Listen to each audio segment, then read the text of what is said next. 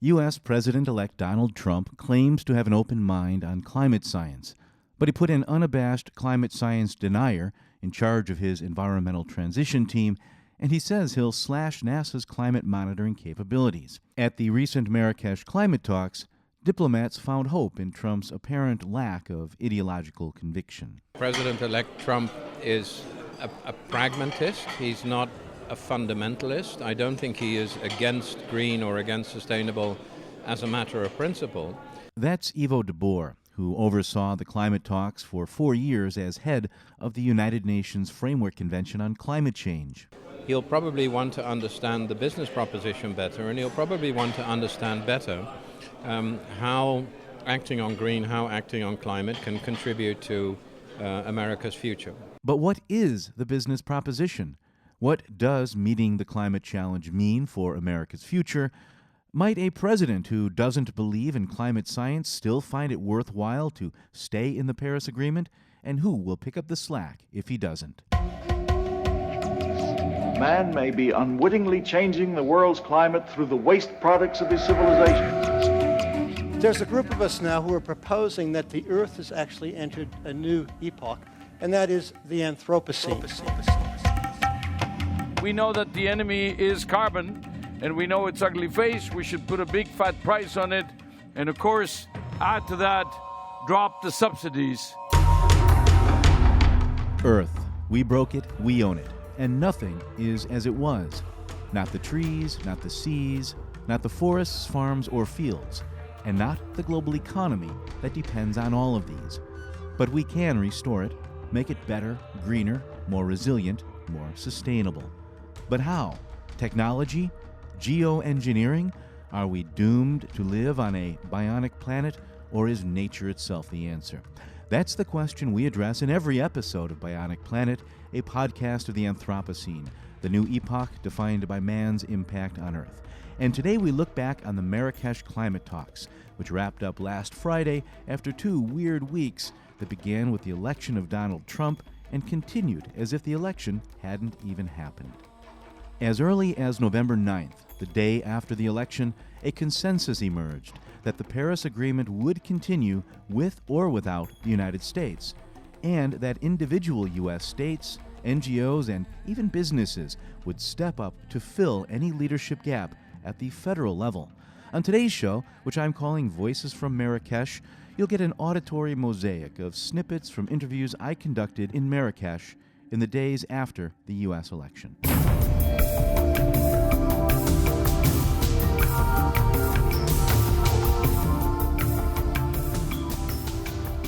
Look, the starting point is this election was not about climate and energy.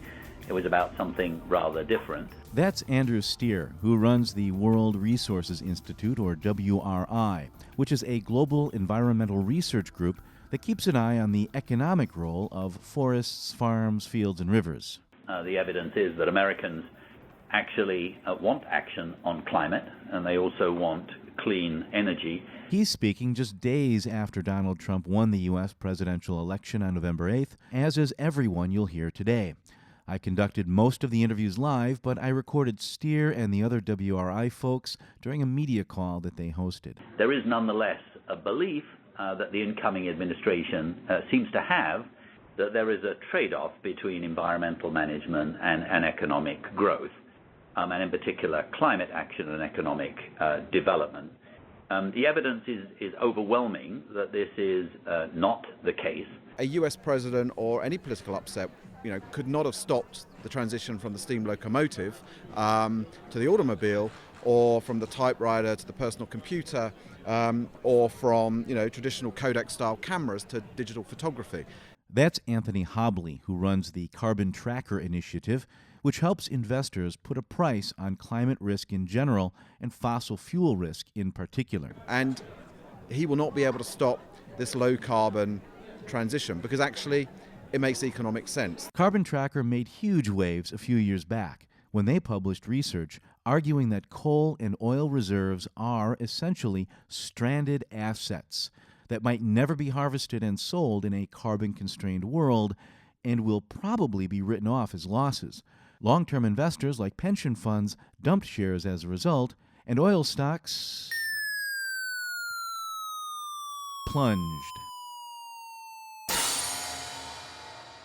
So the Financial Stability Board called in this guy. Companies today recognize that they have liabilities. Former New York Mayor Michael Bloomberg. You look at General Electric being required to clean up the entire Hudson River. Nobody ever thought that they'd let down the road 20 years later have an enormous hit to their income statement balance sheet. He's speaking at last year's climate talks, the ones in Paris, when he agreed to run a new task force on climate-related financial disclosures. The marketplace does try to price in the risks that companies run from environmental issues, not perfectly, and one of the things that would benefit everybody is if you had comparable statistics that were easily accessible so that the marketplace can make its decisions.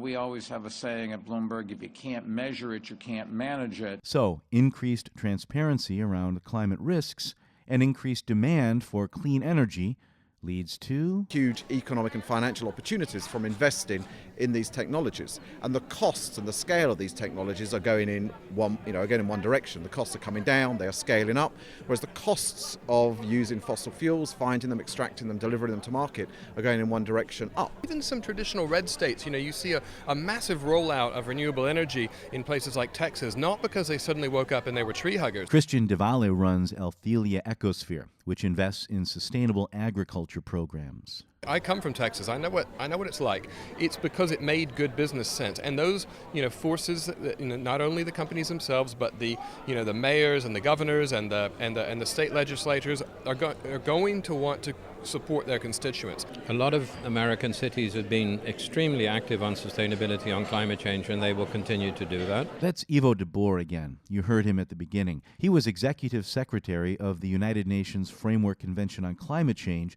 from 2006 through mid-2010. After leaving the UNFCCC, he became KPMG's Special Global Advisor for Climate Change and Sustainability. Now he runs his own consultancy in the Netherlands. A lot of states have been very active on climate action, on renewables, and they will continue to do that.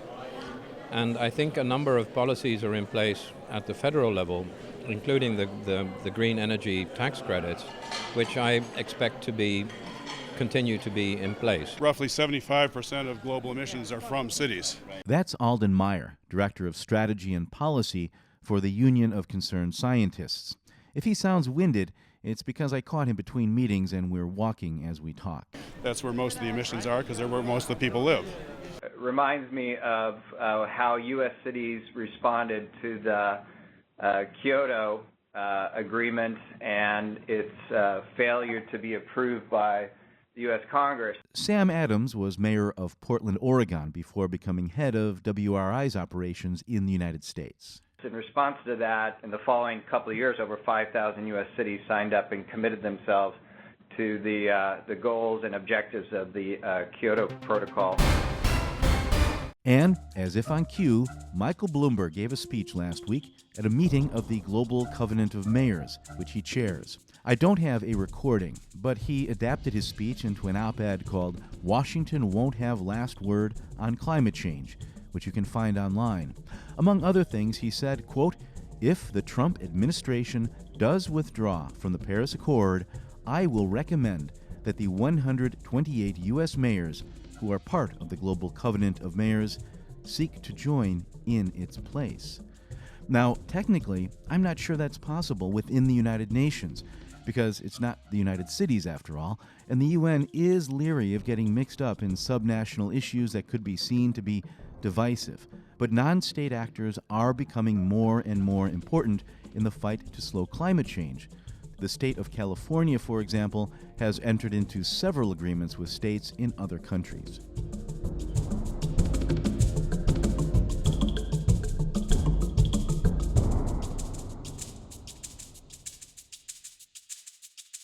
So, cities across the United States stepped up after George W. Bush bailed out of the Kyoto Protocol, and U.S. emissions did drop despite the country's withdrawal.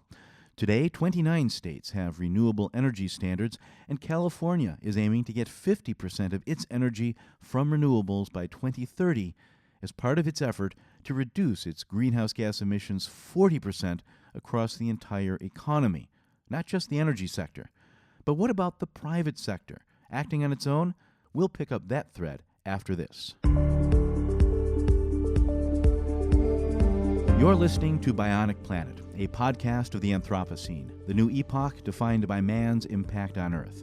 If you like what you hear, be sure to subscribe to us on iTunes, Stitcher, TuneIn, or whichever service you use to access us. And give us a good, honest review, because the better reviews we get, the more ears we get. And the more ears we get, the more understanding we can spread. If enough people listen, we might even get some funding, which would make it possible for me to do this right, with real production values and a whole team of reporters. If you want to offer feedback, or even better, advertise on Bionic Planet, reach out to me directly at steve@bionic-planet.com. Once again, that's steve@bionic-planet.com. You can also help us financially by clicking on the support button at bionic-planet.com, which for now redirects to the Anthropocene website. The address again, bionic-planet.com.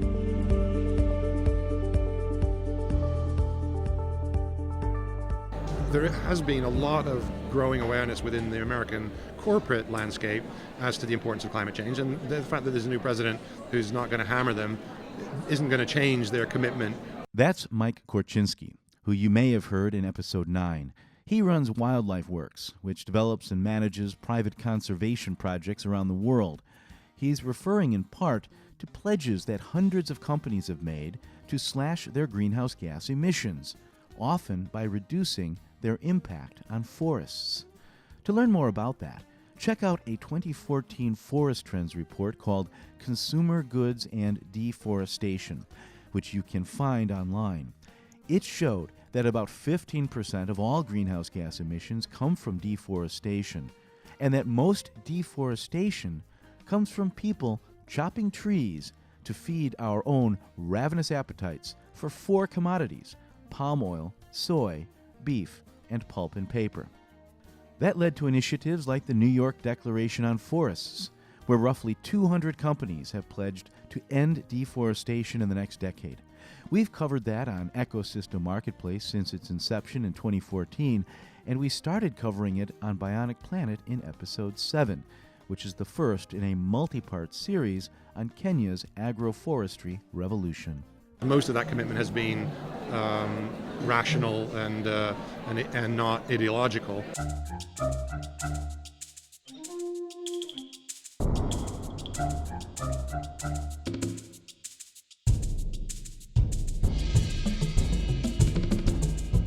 Benign self-interest has always been an alluring concept.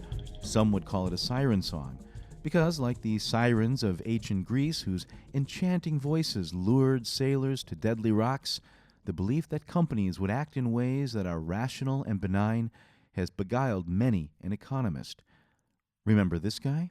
I made a mistake in presuming that the self-interest of organizations, specifically banks and others, was such as that they were best capable of protecting their own shareholders and the equity in the firms. That's former Federal Reserve Chairman Alan Greenspan, testifying before Congress in 2008 after the real estate bubble burst. The problem here is something which looked to be a very solid edifice and indeed a critical pillar to market competition and free markets did break down, and I think that, as I said, shocked me. I still do not fully understand why it happened. People ripped him apart for that, but I give him credit for being willing to question premises that he's relied on and reiterated and become attached to. And obviously, to the extent that I figure out where it happened and why, I will change my views. I mean, if the facts change, I will change. As facts change, he changes, as he should, and as we all should. But one fact that has never changed is that the private sector must be engaged in the climate fight if we're to win it. The question is whether companies are brought in by hook or by crook, by carrot or by stick. Are they dragged in, lured in, or do they lead? The answer is usually a little bit of all three, and the solution is best summed up as trust but verify. And one tool for verifying is the Forest Trends Supply Chain Project, which keeps track of the progress that companies are reporting on their pledges to reduce deforestation. You'll find it at supply-change.org, and you can learn how to use it by checking out episode 7 of Bionic Planet or reading a piece on Ecosystem Marketplace called To See or Not to See, Transparency and the Climate Conundrum. For now, all you really need to know is this. When it comes to ending deforestation, a handful of companies like Unilever and Mars and Kellogg's and Marks & Spencer have taken pains to restructure their supply chains.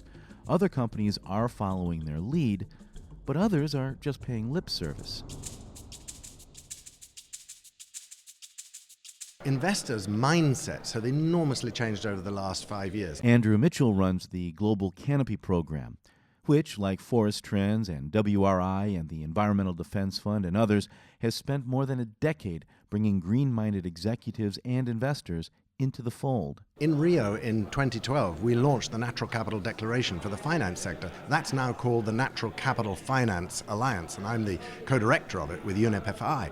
Now, in that, lots of financial institutions, including huge institutions like Citi in the US, are signing up to the idea that they have to take account of natural capital in their future investments and lending.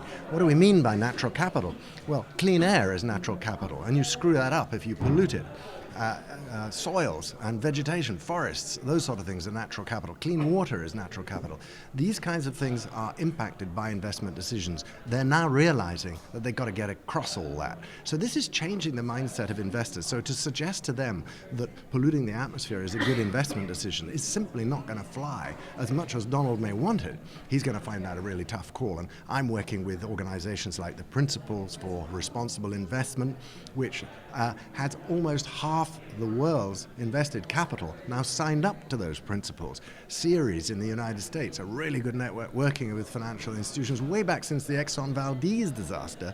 The whole game has changed. So I think his message will look old-fashioned, and he's a businessman, and he'll listen to what business says. While some may want to go back to the past, there's a big different future here, and he's going to wake up and learn that. That's the good news. And a few years back, Global Canopy created the Forest 500, a list of the 500 entities that can end deforestation if they choose to do so, and then ranked them based on their commitments. Forest Trends then followed up on those pledges through the Supply Chain Project and found that companies that publish results are, on average, 72% of the way towards delivering on their pledges. Unfortunately, information is only available on 48% of those pledges, less than half. And that scares the hell out of investors like this guy. We're not an impact investor. We're not a social investor, as much as I would like to say we are. We are a crass, long-term investor for 1 million people. Peter Granis oversees pensions for more than 1 million current and former employees of New York State. And we have to make decisions. We have to be right. We can't take risks. And so we focus on the risk side, and we are hoping the opportunities will present themselves to us. Just 2 days ago, a group of 19 investors who, between them, are representing over $5.5 trillion, have issued a call for an immediate and unlimited moratorium on Arctic high sea activity. Nigel Topping runs the We Mean Business Coalition, comprised of 490 companies with more than $8 trillion in revenue and 183 investors controlling more than $20 trillion in assets. Unfortunately, the sound quality isn't all that great because I didn't record him in person. He was on the media call that WRI arranged. Because they see that as a risk of wasting their pension fund members, their ordinary working teachers, firemen, factory workers, members, hard-earned and preciously invested money. So it's not just a policy issue, it's also an ordinary working person's pension fund security issue, which investors are starting to really worry about. There's no question that over the last 5 years, private companies have spoken up against climate change like never before, often with calls for clear, transparent regulation, in part to avoid risk, but also to maximize returns. Even some fossil fuel companies have joined the chorus, and let's not forget that low-carbon natural gas is also a fossil fuel. Well, the constituents and the private sector operate according to market imperatives. And the situation in many parts of the world is that renewables are already cheaper than coal and fossil fuel technology. Because of the huge advances that we've seen in renewable energy technology, and because of the costs that have come down as a result. So the marketplace is shifting almost irrespective of the politics. And that shift, I think, is already influencing the oil industry, the coal industry as well. You see the oil industry looking more and more at gas and diversification. You see the coal industry looking at extremely efficient coal technology, at carbon capture and storage. All of that is not going to save the planet, but it's a move in the right direction. In the U.S., utility-scale solar costs have fallen by almost 65% since 2008. Jonathan Pershing is the U.S. Special Envoy for Climate Change. We're installing, for economic reasons, not policies that favor one source over another, but economically driven programs. Mike Korchinski sees three ways that a Trump presidency could play out. So I think that there's one scenario that says the action goes to the private sector in the U.S., not everywhere else, of course. We're just talking about the rest of the U.S. Another scenario is it goes to the states, as you pointed out. And then the third scenario is it gets clobbered and discouraged, in which case all the innovation that is happening in the U.S. in climate will find a place to employ itself elsewhere. We're seeing a determination from major economies like China to push forward with this clean energy revolution. Climate finance and impact investing did not start the day that Barack Obama took office in 2008. It preceded it by quite a long shot, and I think that, as Anthony rightly says, the wrong policy signal or wrong leadership signal, or the absence of leadership from capital as important as Washington, D.C. Of course it's going to have an impact in terms of the timing and perhaps the velocity around which things continue to develop.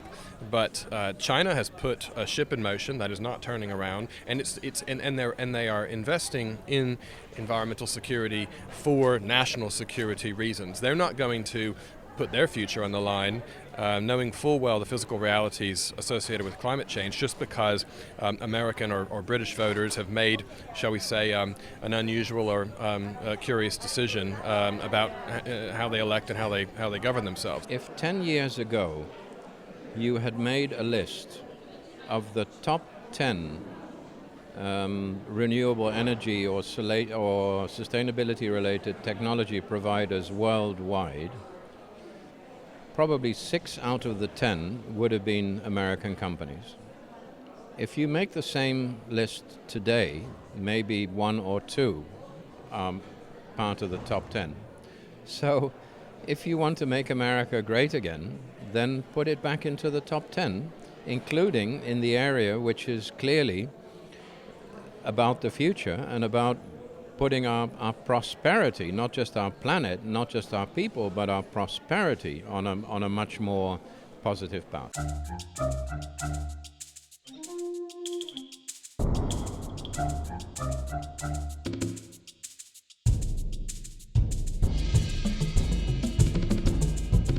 So, the broader U.S. economy has a lot to lose if the Trump administration backslides on climate change. But will the administration pay attention to the broader economy, or will it cuddle up with a few old-school fossil fuel companies? Only time will tell. But there are still 2 more interrelated elements to this mosaic: national security and international relations. We know that climate change is contributing to instability all over the world, to include Arab Spring and the Syrian conflict. We know that climate change is contributing to all kinds of instability all over the world, and it's getting worse. It's getting much worse. That's retired Brigadier General Stephen Cheney, formerly of the United States Marine Corps, now head of the American Security Project. Our own bases and stations here in the United States and several overseas are literally going underwater. The Naval Air Station Norfolk is about 1 meter above water level. We know the piers at the naval station there are going underwater. We have a big station in Diego Garcia in the Indian Ocean. That's going underwater.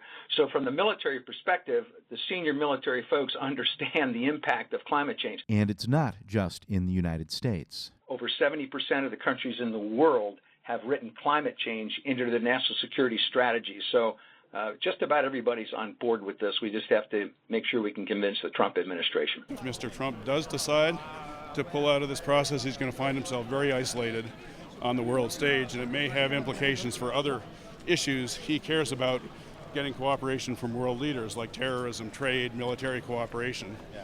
He's going to learn quite quickly that climate change is now a geopolitical issue of the top order.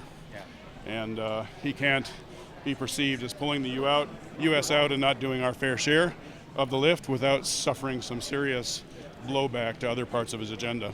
It is, in effect, a bit of a trade agreement, right? Peter Graham is a former Canadian negotiator, now working as a consultant in Washington, D.C. It affects trade of goods, the value of goods and trade.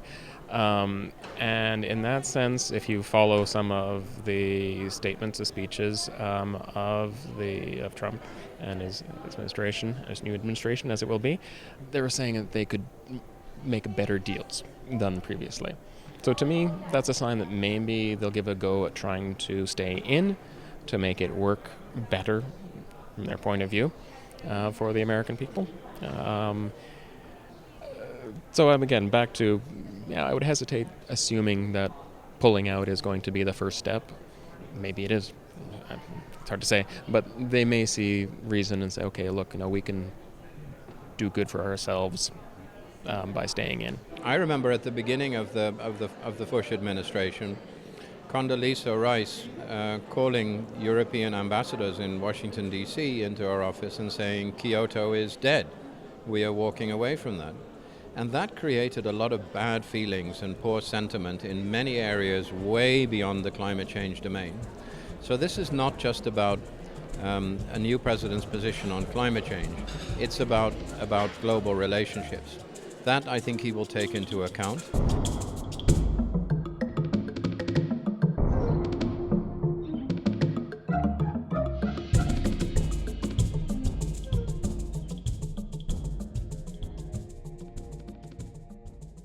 There seem to be two obvious wildcards in all of this. One is Donald Trump's own mind, and the other is the private sector's degree of commitment, which is really hard to pin down because the private sector isn't a monolithic entity. But there are two other wildcards as well. Will Trump even last long enough to implement his policies? And what can legally be done to prevent him from gunking things up?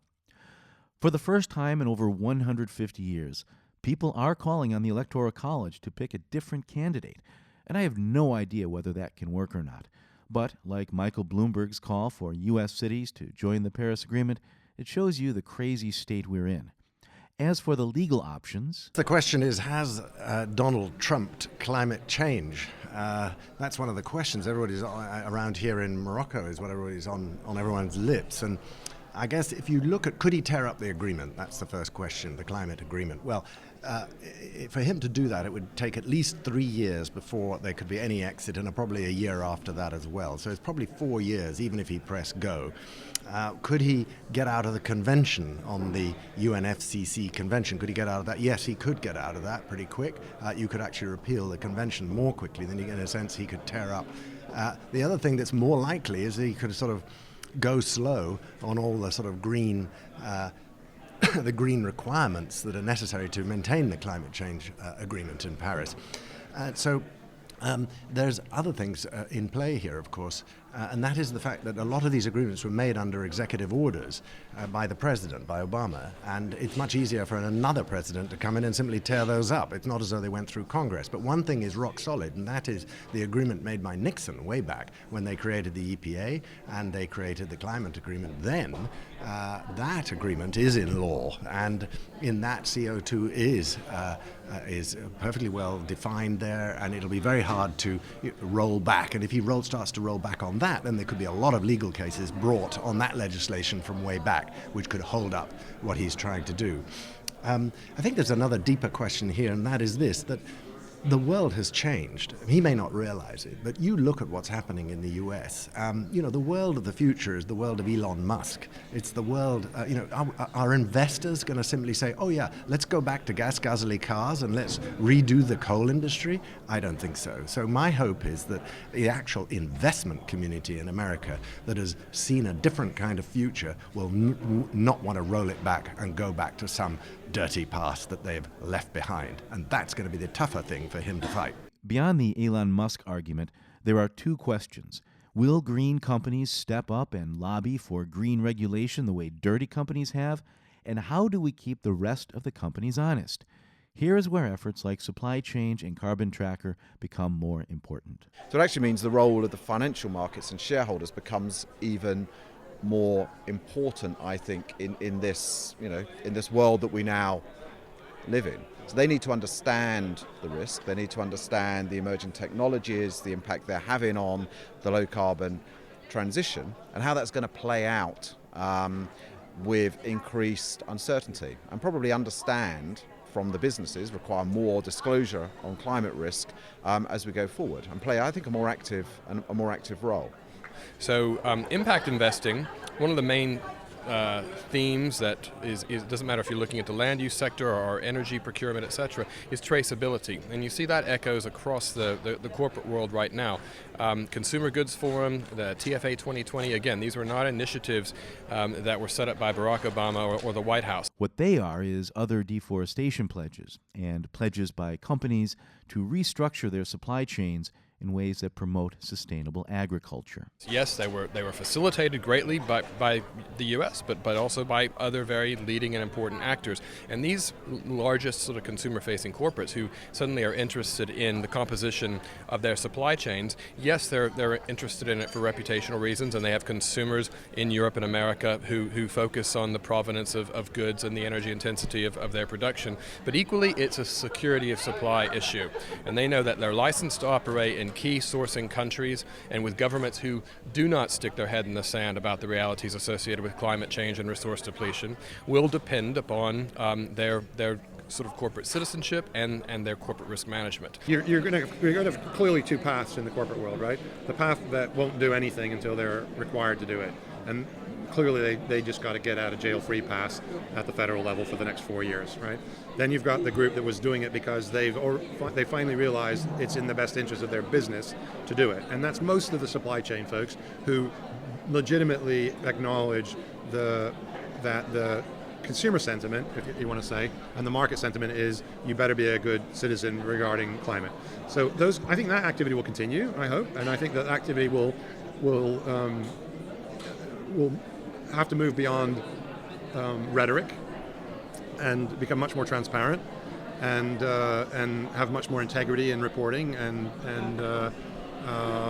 then I think I think that's important because ultimately, again, those companies aren't doing it now. They're not moving because they think it looks like the right thing to do. They're moving because they think it is necessary for the future success of their business, and therefore, if they're reporting nonsense, they're hurting their business. And so I think that you take that logic through, they're going to want to fix that, and they're going to want to have a system that they can rely on that says that the results they're reporting are true and accurate and represent things. In the case of deforestation, if you look at that, the zero deforestation pledges, firstly, you have to figure out what is the scope of that pledge. What does zero deforestation mean? Clearly, we're not going to wake up tomorrow and have Indonesia be a zero deforestation landscape. So what is the timeline on a zero deforestation pledge from somebody who's getting supply from Indonesia? And what's the allowed progress towards that timeline that will allow them to keep making that pledge without getting hammered by the world, but be honest about it with the world? And so not set an unrealistic expectation that deforestation is going to be zero tomorrow.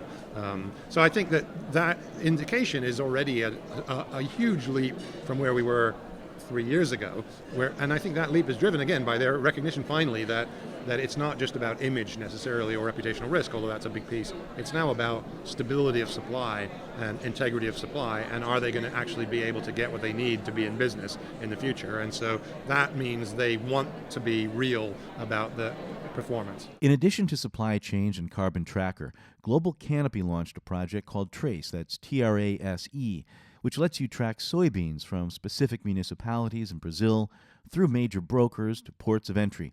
We've got an entire episode in the works devoted just to that.